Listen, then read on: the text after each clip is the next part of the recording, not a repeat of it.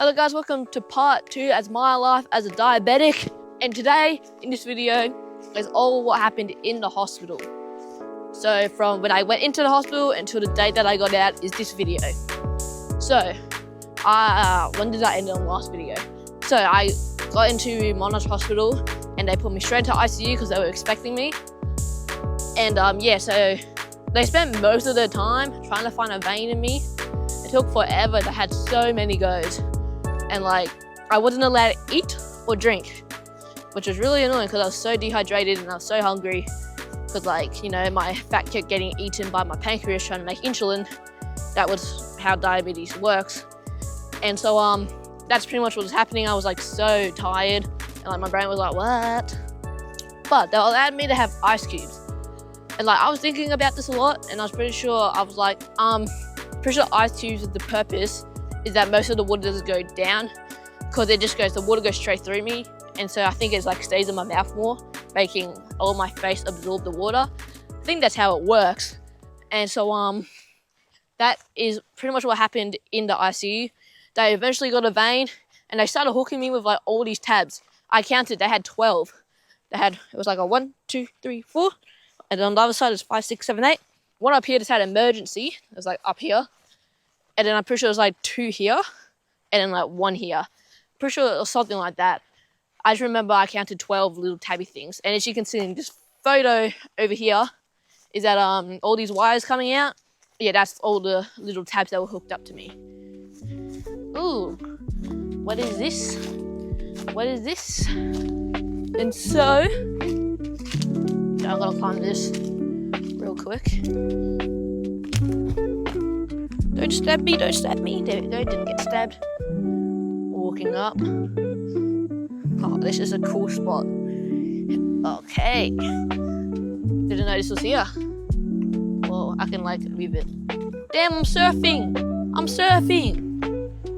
Oh yeah. Okay, this is a dumb idea. Okay, back to the video.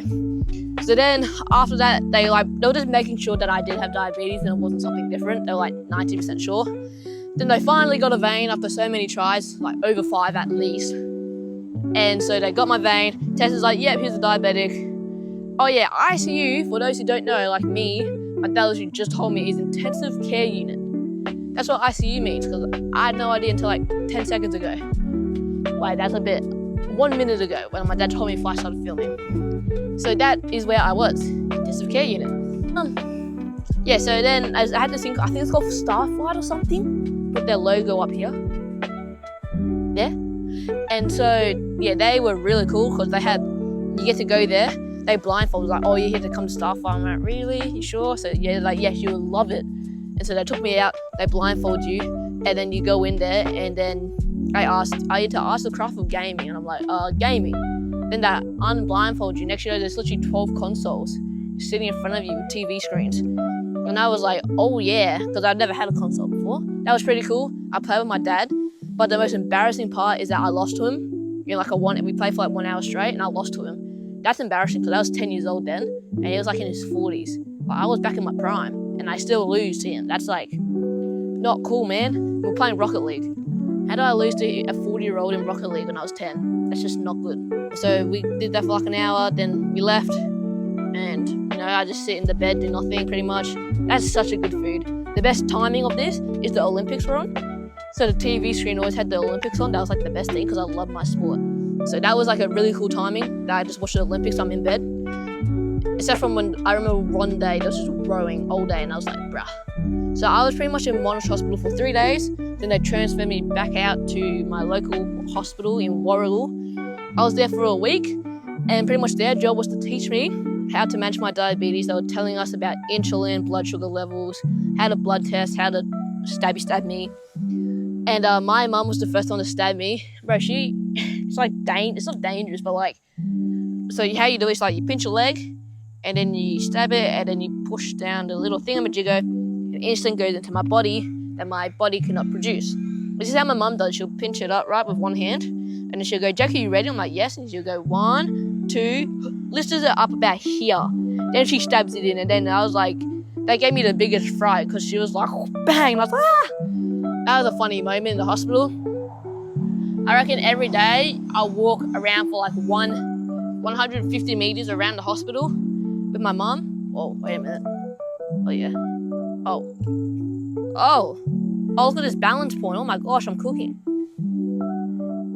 Oh my gosh. Well, let's go safe now. Now, do some more parkour. Ka-chow. Hey. Okay. So yeah, we're in Warrigal Hospital now, my local hospital. And then my mum, so my mum starts it and they wouldn't let me go until I could do it myself. So eventually, I think it was like, it took us a week. Eventually I got taught how to do it and we had a good understanding. And then they took me home. And yeah, a lot of the time in the hospital I was just playing on my iPad, playing Smashy Road. That's like the greatest no internet game in the world. Oh yeah, this is weird. So that was pretty cool. That was like my core memory, Smashy Road in Warrigal Hospital. I was cooking. I was like #1 in the world, like every single day. And so yeah, I got taught how to stab myself, how to manage everything. And so they let me go back to my home and do it myself.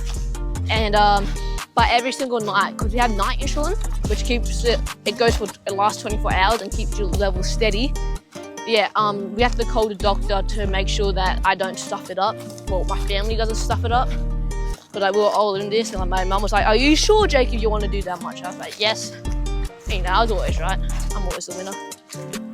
And I think that will be it for today's video.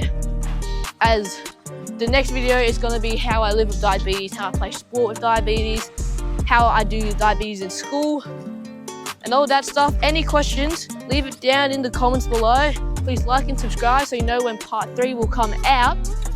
And I think that's it. Chin chow.